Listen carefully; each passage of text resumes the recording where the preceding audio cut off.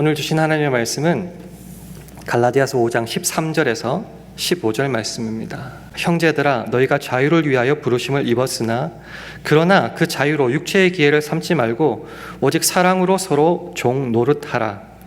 온 율법은 내 이웃 사랑하기를 내 몸같이 하라 하신 한 말씀에 이루어 함께 읽습니다. 만일 서로 물고 먹으면 피차 멸망할까 조심하라. 아멘. 하나님을 거역하며 사는 사람들은 죄 아래 종노릇 할 수밖에 없습니다. 그래서 요한복음 8장 34절은 죄를 범하는 자마다 죄의 종이라 선포하고 있는 겁니다. 우리가 알다시피 이 죄가 성장하면 장성하면 결국 사망에 이르게 됩니다.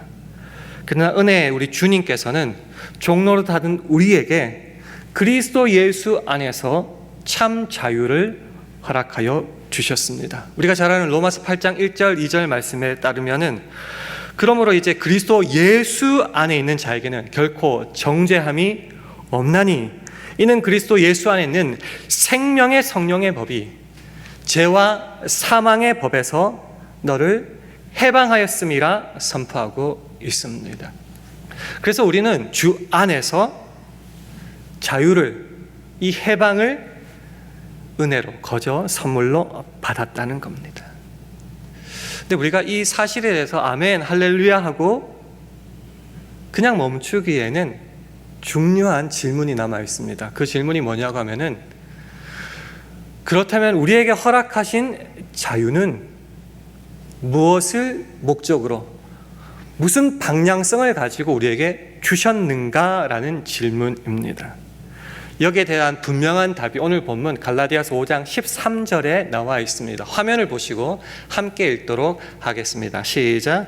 형제들아 너희가 자유를 위하여 부르심을 입었으나 그러나 그 자유로 육체의 기회를 삼지 말고 오직 사랑으로 서로 종노릇 하라. 이 자유의 대가는 굉장히 컸습니다. 예수 그리스도의 죽음, 그 십자가, 그 피값 생명으로 바꾼 것이 바로 우리에게 허락하신 자유다라는 겁니다. 근데 이 자유를 받았으니, 이 자유로 부르심을 입었으니 이 자유를 부르심에 합당한 모습으로 행하라라는 겁니다. 그것이 뭔가? 육체의 기회로 삼지 말고 오직 사랑으로 서로 종노릇 하라라고 본문은 선포하고 있습니다. 자유라는 이 말에 대해서 한번 좀 살펴봤으면 좋겠습니다. 자유, 무슨 뜻일까요? 사전을 찾아보니까요, 어떤 외부적 구석이나 무엇에 얽매이지 않고 자기 마음대로 할 수 있는 그 상태, 그것이 바로 자유, 프리덤이라고 하는 겁니다. 근데 지금 읽었던 13절에 나오는 자유는 내 마음대로 하는 자유를 말하고 있지는 않습니다. 이 자유에는 분명히 제한, 리밋이 있다고 말하고 있습니다. 무슨 말이냐 하면 13절 하반절에 이렇게 말하죠. 그러나 그 자유로 육체의 기회를 삼지 말고라고 선포하고 있습니다. 육체의 기회가 무슨 말일까? 세 번역으로 읽으면 조금 더 쉬울 것 같아요. 그 자유를 육체의 욕망을 만족시키는 구실로 삼지 말라라는 뜻입니다. 육체의 기회, 욕망을 만족시키는 구실, 그게 뭔가 사람마다 다를 수 있기 때문에 그 밑에 보면은 19절에서 21절까지 거기에 대해서 분명하게 말하고 있습니다. 갈라디아서 5장 19절에서 21절까지 한 절씩 교독합니다. 육체의 일은 현저하니 곧 음행과 더러운 것과 호색과 우상 숭배와 술수와 원수를 맺는 것과 분쟁과 시기와 분냄과 당 짓는 것과 불리함과 이단과 함께 있습니다. 투기와 술 취함과 방탕함과 또 그와 같은 것들이라. 전에 너희에게 경계한 것 같이 경계하노니 이런 일을 하는 자들은 하나님의 나라를 유업으로 받지 못할 것이요. 육체의 일, 육체의 욕망을 만족시키는 그 구실이 현저하다, vividly, 분명하게 나타났다고 말을 하는 겁니다. 육체라는 원어를 한번 살펴보면요, 헬라로 사르스, 그러니까 부패하고 도덕적으로 연약한 그 육신을 말합니다. 영어로 flesh라고 하는데요. 인간의 부패함, 그 죄악성을 나타내는 단어가 바로 육체라는 겁니다. 그 육체에 대한 일들이 지금 방금 읽은 구절에 나와 있는데요. 그러니까 정리하자면은 그 예수 그리스도의 피값으로 우리에게 허락하신 이 자유를 너희들이 하고 싶은 욕망의 구실을 충족시키기 위한 조건으로 삼지는 말라라는 겁니다. 그러면 무엇을 위하여 이 자유를 주셨는가? 오히려 서로 종노릇하며 사랑하는 데 사용하라고 말씀하고 있는 겁니다. 에베소서 5장에 보면은요, 우리가 잘 아는 세월을 아끼다. 왜? 때가 악하기 때문이라고 말씀하십니다. 그래서 세월을 아끼지 못하는 그 모습을 분명하게 드러나는 문장이 바로 술 취하지 말라라는 겁니다. 세상이 요구하고 흘러가는 대로 맡겨서 살지 말고 오직 성령의 충만함을 받으라라고 말하고 있습니다. 그럼에도 불구하고 우리가 세상을 조차 내 욕망을 충족시키는 그 모든 일에 내 자유를 쏟아버리면은 그 결과가 어떻게 나오는가? 오늘 본문 15절은 이렇게 말합니다. 화면을 보시고 함께 읽도록 하겠습니다. 시작. 만일 서로 물고 먹으면 피차 멸망할까 조심하라. 조금 전에 육체의 일에 대해서 말씀한 구절에서 제일 마지막에 이런 일을 하는 자들은 하나님의 나라를 유업으로 받지 못할 것이요 라고 말씀하십니다. 이 주신 자유를 내 멋대로 사용하다 보면은, 욕심을 따라 사용하다 보면은 결국은 피차 망한다라는 것입니다. 욕심이 잉태하면은 죄를 낳죠. 죄가 자라고 장성하면 죽음, 사망, 멸망입니다. 예수께서 그 피로 값주고 사신 우리의 자유를 우리의 욕심과 다시 죄의 종노릇하며 사용할 버린다면은 결국 멸망할 수밖에 없다라는 거죠. 그래서 정리하자면은, 그럼 허락하신 자유는 무엇을 향하여, 무슨 목적으로, 즉 우리의 부르심에는, 자유로 부르심에는 어떤 방향성을 가지고 우리들에게 허락하셨는가에 대한 대답을 분명히 가져야 된다는 겁니다. 오늘 보면 13절 하반절 14절에 다시 한번 읽어보면서 그 답을 찾도록 하겠습니다. 화면을 보시면서 함께 읽습니다. 시작. 오직 사랑으로 서로 종노릇하라. 온 율법은 내 이웃 사랑하기를 내 몸같이 하라 하신 한 말씀에 이루었나니. 읽다 보면 굉장히 역설이라는 것을 깨닫게 됩니다. 자유를 줬다고 말해놓고서 다시 종노릇하라라는 말이 나오니까요, 이게 무슨 말도 안 되는 표현인가라고 생각하실 수도 있을 겁니다. 그러나 성경은 분명히 말하고 있습니다. 하나님이 우리를 택하시고 부르시고 사랑하셨다. 그래서 예수 그리스도의 그 생명의 피값으로, 그 보혈로 죄로부터 자유를 허락했다. 그 자유를 얻은 너희들이 어떻게 살아야 되는가? 오히려 그 자유를 가지고 자발적으로 willingly, 의지를 가지고 자발적으로 어떻게 해라? 다시 종이 되라. 서로 사랑으로 섬기고 종 노릇하라는 겁니다. 방향성은 뭔가? 자유의 방향성은 예수 그리스도의 사랑으로 서로 종 노릇하는 것. 로마서 6장 22절이 이에 대해서 이렇게 말하고 있습니다. 그러나 이제는 너희가 죄에게서 해방되고 하나님께 종이 되어 거룩함에 이르는 열매를 얻었으니 이 마지막은 영생이라. 속함, 소속이라고 생각해 보세요. 죄에게서 종노릇하고 속해 있었는데 거기서 자유된 우리들, 나라를 옮겨서, 영역과 소속을 옮겨서 하나님 나라에 속해 있다. 하나님의 자녀와 종과 일꾼이 되었다. 그래서 그 속에서 어떻게 생활해야 되는가? 성화, 거룩함에 이르는 열매를 얻었고 계속 맺어 가야 된다. 그렇게 살아갈 때 마지막이 뭔가? 사망이 아니라 영생이다라는 겁니다. 자꾸 종종, servant, slave 이런 표현들이 있으니까 굉장히 속상합니다. 자유를 누려야지 왜 자꾸 종 이런 말들을 사용하느냐 답답해 하시는 분도 있는데 이걸 좀 잘 받아들이고 이해해야지 오늘 주님의 명령에 순종할 수 있을 것 같습니다. 고린도전서 7장 22절과 23절 말씀을 한번 화면을 보시면서 읽어보도록 하겠습니다. 시작.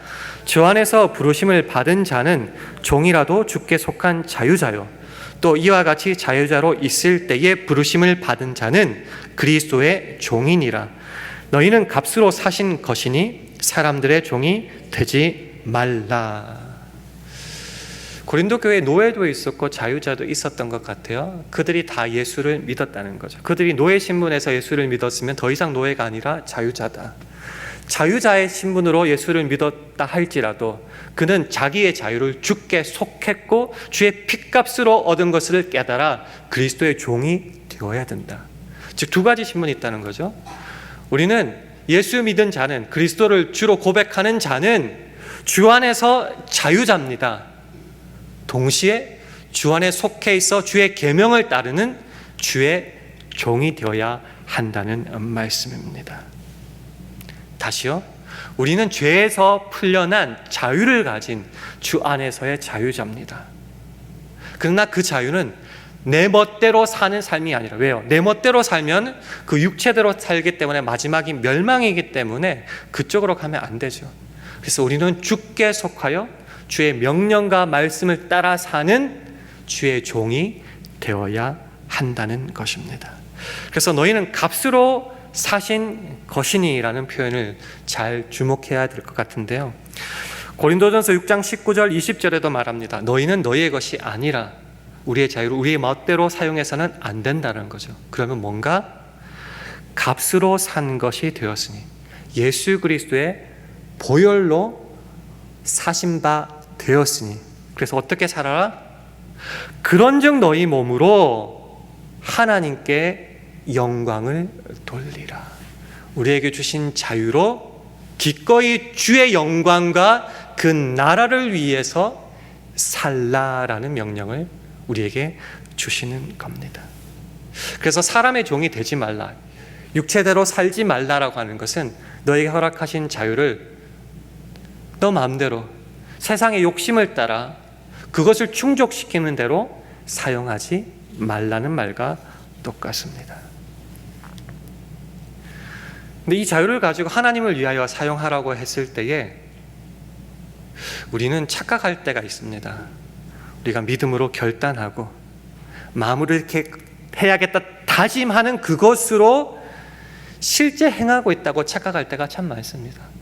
교회에서 눈물 흘리며 기도하면서 결심합니다. 이렇게 살겠습니다. 작정하지만은 실제로 세상에 나가서 살지 못할 때가 더 많지 않습니까? 무슨 말이냐? 이 자유로 서로 종노릇하고 주의 영광을 위하여 살아갈 때는 우리 삶에서 구체성을 띄어야 된다. 즉 우리의 말과 행동과 표정으로 나타내어야 한다는 것입니다. 그래서 조금 전 읽었던 고린도전서 7장 22절, 23절을 이어서 24절에는 이렇게 말하고 있습니다. 화면을 보시면서 함께 읽겠습니다. 시작. 형제들아 각각 부르심을 받은 그대로 하나님과 함께 거하라. 부르심을 받았어요. 자유자나 또 사신바 되었으니 종의 몸으로 부르심을 받았으니까 어떤 자리, 어떤 위치에 있든지 어떻게 하라고요?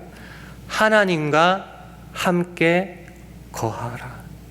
하나님과 동행하며 살면 되겠구나를 더 넘는 말이에요. 우리는 부르심을 받았으니 부르심을 받은 그 모습으로, 즉 자유자이나 동시에 종의 모습으로 주님을 위해 구체적으로 살아내라. 이 말이 하나님과 함께 거하라라는 겁니다. 구체적으로. 알겠습니다. 이제 자유를 주셨는데 값을 치르셨고 우리에게 어떤 방향성과 목적을 가지고 있습니다. 그게 뭡니까? 오늘 본문에서는 서로 사랑으로 종노릇하라는 거고요. 예수님이 직접적으로 우리에게 새로운 계명, 새 계명으로 주신 말씀이 있습니다. 그 명령대로 살아야 되는데 그것이 뭔가? 요한복음 13장 34절을 보면은 새 계명을 너에게 주노니 서로 사랑하라. 이게 우리에게 주신 자유의 방향성이에요. 근데 이 방향성을 어떻게 살아내야 되나? 내가 너희를 사랑한 것 같이 너희도 서로 사랑하라. 주께서 우리를 사랑하여 주시는 그 모습을 따라서 우리도 주께 속해 있으니 종된 모습으로, 주를 사랑하는 모습으로 서로 사랑하라. 그것이 오늘 본문에는 사랑으로 서로 종노릇하라는 표현으로 나와 있습니다. 그러니까 자유는 사랑으로 결론 짓게 되는 겁니다. 반대로 말하자면 사랑으로 나타나지 않는 모든 구원과 우리의 모습과 믿음은 다 거짓될 수 있다라는 겁니다. 성경 한 구절 제가 한번 읽어볼게요. 골로새서 3장 12절에서 14절 말씀입니다. 제가 한번 읽어보겠습니다. 그러므로 너희는 하나님의 택하신 거룩하고 사랑하신 자처럼 부름을 받았고 콜링을 받았어요. 어떻게 살아야 되는가? 긍휼과 자비와 겸손과 온유와 오래 참음을 옷 입고 내 멋대로 육체의 소욕을 따라 사는 삶은 없어요. 그러지 말고 서로를 사랑하고 섬기는 모습으로 이렇게 살아라. 13절을 보시면 이렇게 표현되옵니다. 누가 네게 혐의가 있거든 서로 용납하여 피차 용서하되 주께서 너희를 용서하신 것과 같이 너희도 그리하고. 내 육신의 모습대로 살려면은 내 입과 표정과 말로 하려는 것은 저렇게 못하죠. 속상하니까 쏘아붙여야 되고 정죄해야 되고 큰 소리 쳐야 되지나 그렇게 하지 말라는 겁니다. 그래서 마지막 14절은 이렇게 결론 맺고 있습니다. 이 모든 것 위에 무엇을 더하라고요? 사랑을 더하라. 이는 온전하게 띠는 띠니라. 사랑 안에 거할 때 공동체가 하나로 될 수 있다는 겁니다. 여러분 예수 믿는 분들입니까? 주 안에 믿음을 가진 분입니까? 구원을 얻었다 믿음으로 고백하는 분입니까? 그러면 예수 안에서 허락된 그 구원과 자유를 사랑의 모습으로 나에게 말고 서로에게 나타내고 있습니까? 주께서 허락하신 이 신자의 믿음을 가지고 사랑의 모습으로 참고 용서하고 섬기고 있습니까? 기독교의 모든 신앙과 믿음과 구원은 어디에 굴복되고 종속되고 결론 지어져야 되느냐? 사랑 안에 결론 지어져야 한다는 것입니다. 내게 주신 그 자유로, 그 믿음으로, 그 능력과 힘으로, 은사로 나는 어떻게 서로에게 섬기고 있는가 확인해 보라는 겁니다.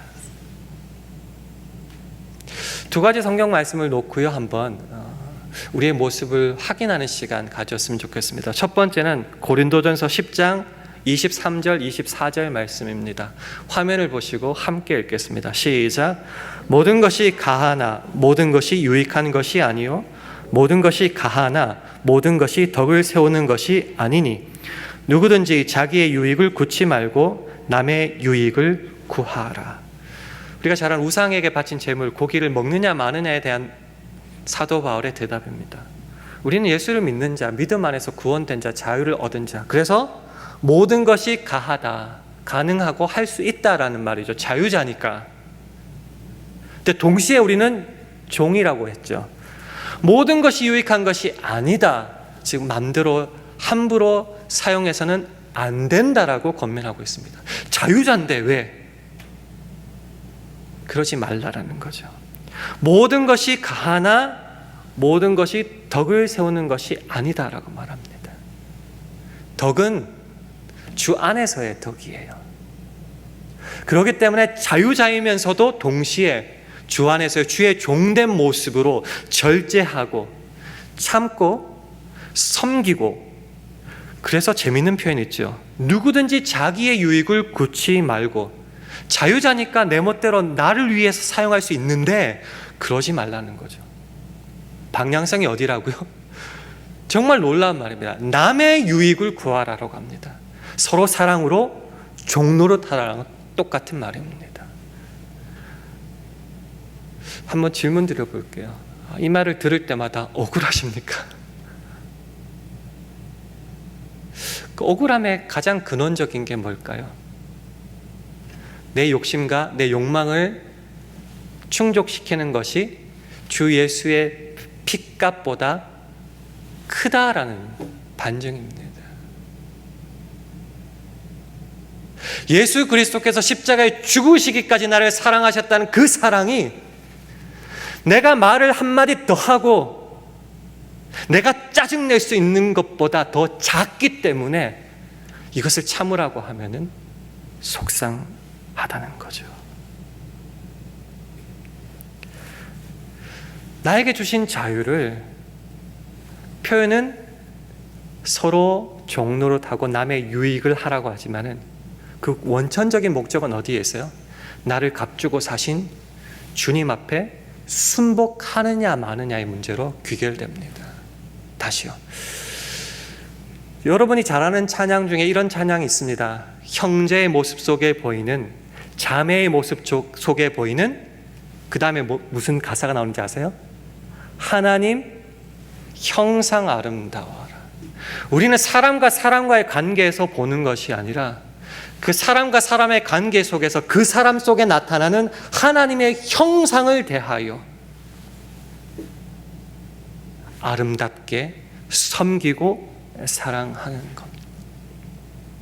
코람데오라는 말은 하나님과의 관계 속에서 기도하고 예배할 때만 있는 것이 아니라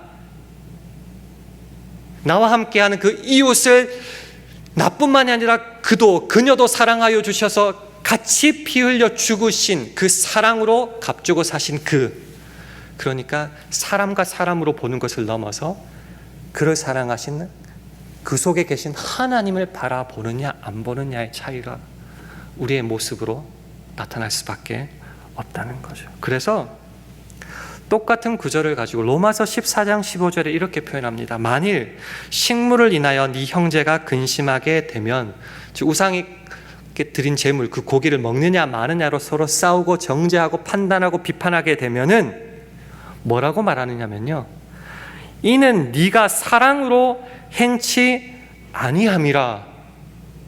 사랑이 없어서 그렇다는 거죠. 자유보다 더 큰 것이 하나님의 사랑이라는 거죠. 그리고 그 다음 말이 정말 무서운 말씀입니다. 그리스도께서 대신하여 죽으신 형제를 네 식물로 많게 하지 말라.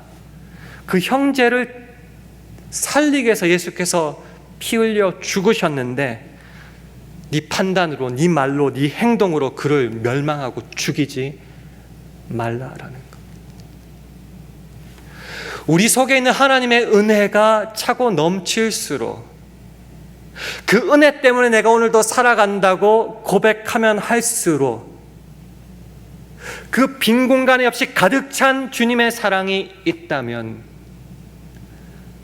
그 사랑으로 서로 섬기고 주 안에서 종노릇 할 수밖에 없는데, 그 공간이 자꾸 비워지고 내 욕심이 주의 은혜보다 더 커지고 참지 못하는 그 육체의 욕망이 커질수록 우리는 이 방향성을 잃고 내가 하고 싶은 대로 말하고 행동한다라는 겁니다. 모든 것이 가하나 모든 것을 하지 않고 절제하며 남의 유익을 사는 모습이 오늘 우리 안에 있습니까? 사람이 상처받고 싸우는, 관계가 틀어지는 가장 중요한 이유 중에 하나가 말인데, 말에서도 우리가 자유를 어떻게 사용하는지 한번 확인했으면 좋겠습니다. 에베소서 4장 29절 말씀 화면을 보시면서 함께 읽도록 하겠습니다. 시작. 무릇 더러운 말은 너희 입 밖에도 내지 말고 오직 덕을 세우는 데 소용되는 대로 선한 말을 하여 듣는 자들에게 은혜를 끼치게 하라. 무릇 더러운 말은 너희 입 밖에도 내지 말라. 입이 뚫렸잖아요. 뚫렸으니까 말하라는 것이다 라고 해서 말에 거침이 없는 사람들이 참 많습니다. 그런 분들이 대부분 이렇게 말하죠. 내가 솔직해서 탈인데 내가 한마디만 할게. 그 한마디 때문에 사람을 죽이지요. 성경은 뭐라고 말하느냐? 더러운 말은 너희 입 밖에도 내지 말라. 더러운 말, 욕, 상스러운 것, 그런 것만 표현할까요? 그 다음 구절을 보면은 그렇지 않다는 걸 알 수 있습니다. 오직 덕을 세우는데 소용되는 대로 선한 말을 하여. 덕을 세우지 못하고 공동체를 하나 되지 못하게 하고 예수의 사랑 안에 거하게 못하는 그 모든 말은 더러운 말이다라는 거죠. 굳이 그 말을 내 화를 못 이겨서 하지 말라라는 겁니다. 그래서 어떻게 해요? 선한 말을 해서 듣는 자에게 은혜를 끼치게 하라라는 겁니다. 하나님의 택하신 자, 거룩하고 사랑하신 그 자답게 우리의 언어 생활도 해야 된다는 겁니다. 어떤 말을 써야 돼요? 그러면은 말하지 맙시다. 입 꾹 다물고 있어야겠다. 아니요, 선한 말은 해야 돼요. 격려하고 세우는 말은 해야 됩니다. 그래서 우리가 어떤 말을 해야 될까? 사람마다 생각이 다를 수 있기 때문에 우리 표대로 삼을 말씀 한 구절만 한번 나눠봤으면 좋겠습니다. 시편 19편 14절 말씀인데요. 나의 반석이시여 나의 구속자이신 여호와여, 내 입의 말과 내 마음의 묵상이 주님 앞에 연락되기를 원하니이다. 쉽게 풀어볼게요. 내 입의 말과 내 마음의 생각이 언제나 주님의 마음에 들기를 바랍니다. 성경에 따르면 말은 그 속에 있는 것으로부터 나오죠. 그 저장 창고에서 나온다고 했어요. 내 마음의 생각이 언제나 하나님 마음에 드는가? 내 입으로 표현되고 나오는 그 모든 입술의 말이 언제나 하나님 마음에 드는가 확인해 보라는 겁니다.